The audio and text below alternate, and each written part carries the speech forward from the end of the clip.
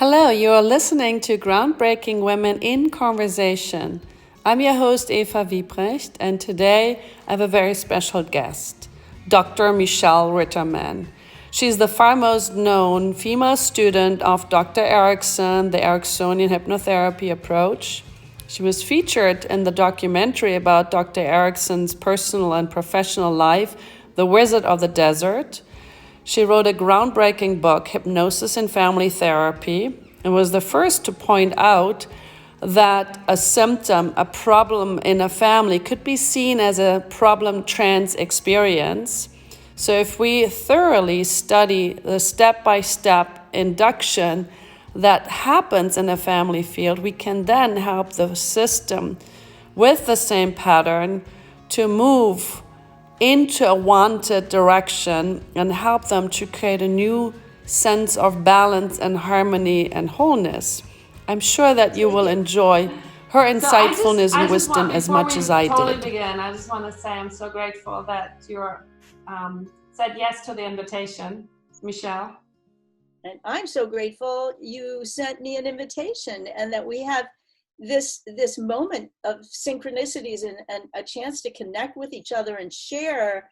We have so much in common, and yet we live in different countries and we're from different cultures, and I'm so moved by the global possibilities that are represented in our little cross section of connection. Me too. You know, I'm really, one thing that I'm so grateful for is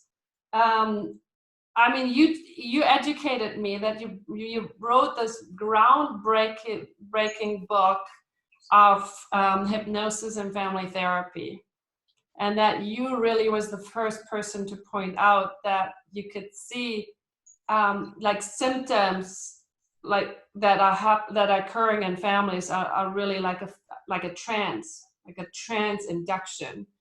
Yes. I learned that through other people, and it made a lot of sense to me that a symptom could be seen as a problem, like a trance experience, just in an unwanted direction.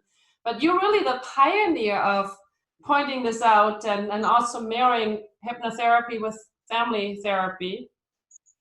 And from different... I remember the day I told Milton Erickson, and I think I have it in a letter from him as well, that I said, you know, Milton, I've been thinking lately, because I studied with Minuchin and Haley and him for many, many years, and they were all completely different orientations. And I said, you know, I think the way these come together is that the symptom is a trance state, and the hypnotherapist or the family therapist counters the induction of the symptom. So what we ought to do is study the hypnotists themselves, which is the members of the family. Yes. And I started bringing it right into the family session. And I definitely was the first person to use those words, symptom as a trance state, or the concept. And then, yes. And also that was in the early 1978, I started talking about that.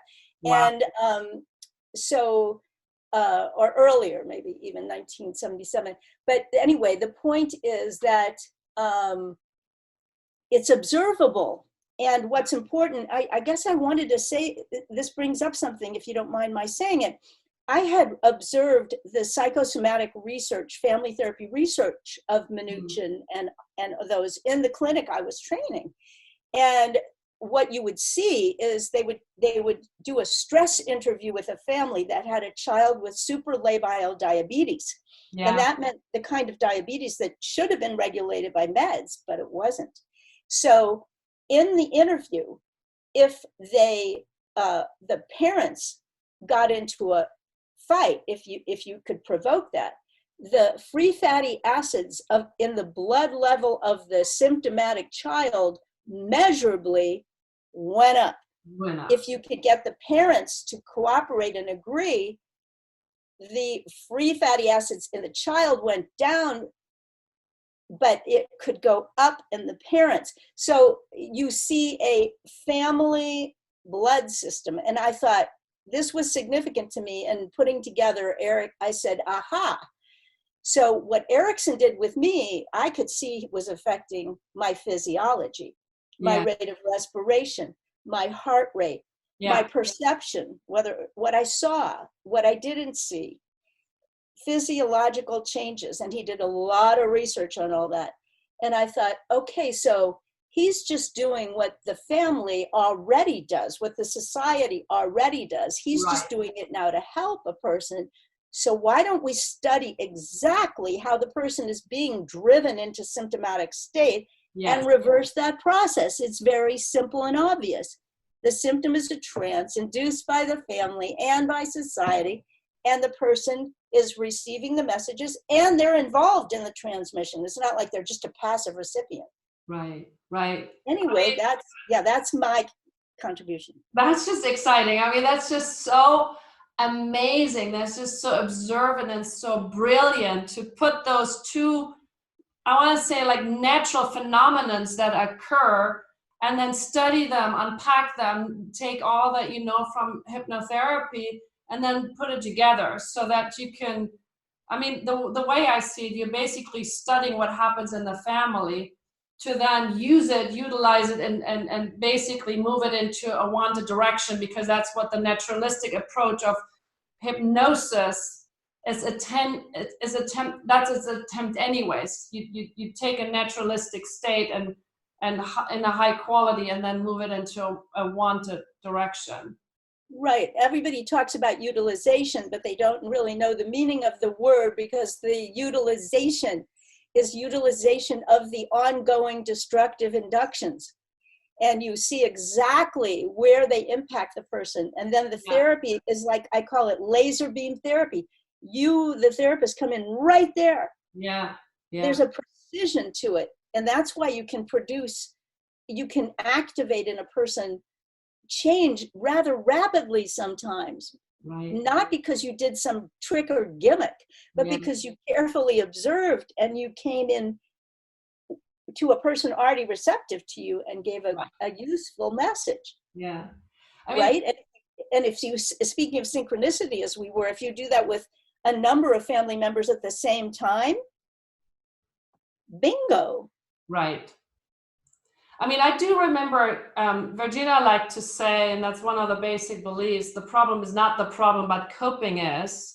Right. And I mean, I think that's really where what you were just describing really connects. If I think about whatever they're doing here, that's not necessarily the problem, but the way I learned how to protect myself, how to cope, how to relate in that particular moment, that's what's creating the problem or the symptom.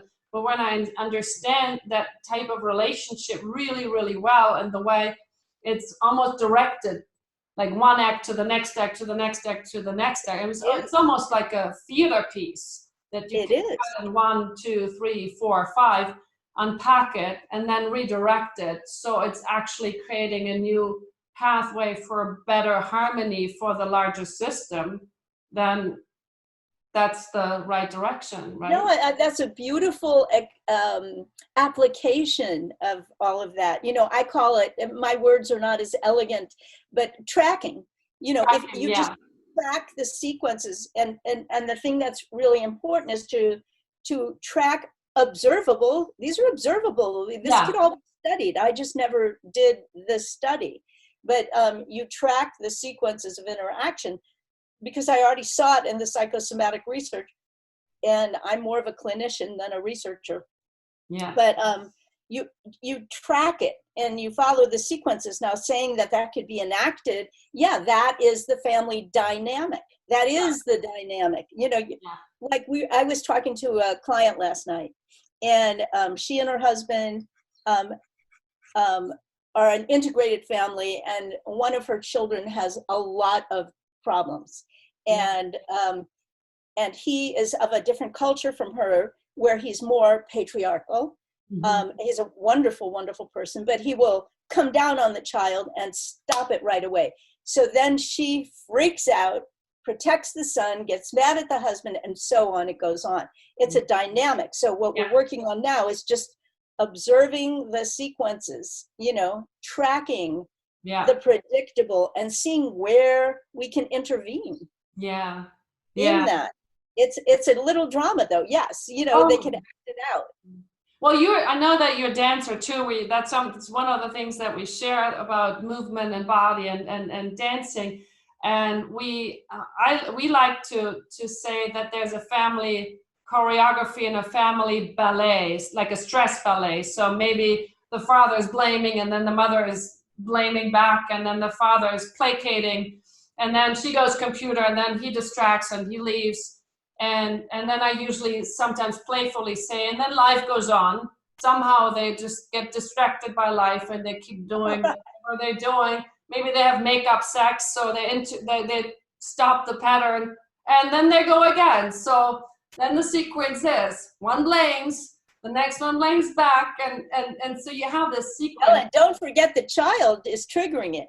Exactly. Often the child is blowing the thing open, and the child does that sometimes destructively and sometimes to bring something to light. Right. But my first training with Mnuchin and Haley was at a child guidance clinic, so my expertise was in child symptoms at that time. And you could see I had one little boy who was so smart, and he was just failing in school all the time.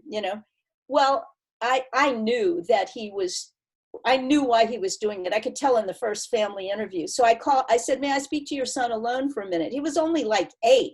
And I said to him, you've done a really great job. And he said, what do you mean? I said, by acting so stupid at school, you got your parents to bring you here. Yeah. And I just want you to know that I know how super smart you are. Let's sit down for a minute and read to me. He sat down, he read to me. I said, okay, so your teachers think you can't read. I know you can read. You've done such a good job. I'm so proud of you. And now I'm going to help you with your parents. Would that be okay with you? And he said, yeah, I'd really appreciate it. So, and they're not all like that, but that was one case, but it was so obvious. Yeah, I think that's very moving. I mean, it touches definitely some part of me, because it took me some time to understand as it was kind of reflecting back. I think a lot of the insights we get when we growing older, and then you start reflecting back and oh, then that made sense. My story is, as I was growing up, I was probably what Virginia would call the identified patient. So I was the child that had symptoms in the family. And I think it was a brilliant distraction technique. I started off with usually, I broke pretty much every bone in my right side of my body, up and down. And so there's a whole phase. Then in my teenage years, as I turned 15, I developed a chronic disease that's colon related. And it occurred at some point to me that it was actually a brilliant technique, because every time I broke a bone or one of the other symptoms occurred, it was usually in a fight. When I was tracking it back, it was usually in a conflict situation. So I was distracting my parents from what was going on there, and then they could focus their attention towards me. And it had different reactions. My mom, I think, got scared, so she went into blame. And my dad actually started to become really caring. So he would give me attention that he wasn't offering that well, not because he didn't want. I think it was much more because he felt demanded by his life to provide really well, and that was his way of sharing love. So it was a good provider. He was working very hard. He was absent, but those were the moments that he was actually present, and brought him in. Yeah, and as I looked at it, I thought, wow, what a brilliant child technique to get certain needs met, but they come with a price. And so for me today, when I'm educating and facilitating, I'm just realizing so much how everything that families are doing to create a certain harmony is making sense, but we just have to invite, how are the prices to be paid? Can we find different ways? That's right. Yes, the symptom is always serving a function. Yes, you don't just remove a symptom. I talk a lot about that. Yeah. You can't just take it away. It's not, I mean, everything can just fall. I call it symptom cueing. So now hopefully you would never have to break a bone or feel an upset stomach, but you can go, oh, I'm having that feeling. You can learn the feeling, and that may have preceded it, the sense of tension or stress between the parents or whatever it is, that was unconsciously perceived then, and now it can be aha, and then you let that cue you to go into an alternate state. You know, it's like I picture little you. It's like those things in cars now, and it goes recalibrating. You know, when the family's made a bad turn. I don't know if you have that word. You know, Siri or whatever it is. She says that she changes your route. Exactly. Recalibrating. Yeah, totally. I mean, I think that to me, the greatest learnings are using what's already happening, but in a way that's like taking me in consideration as well.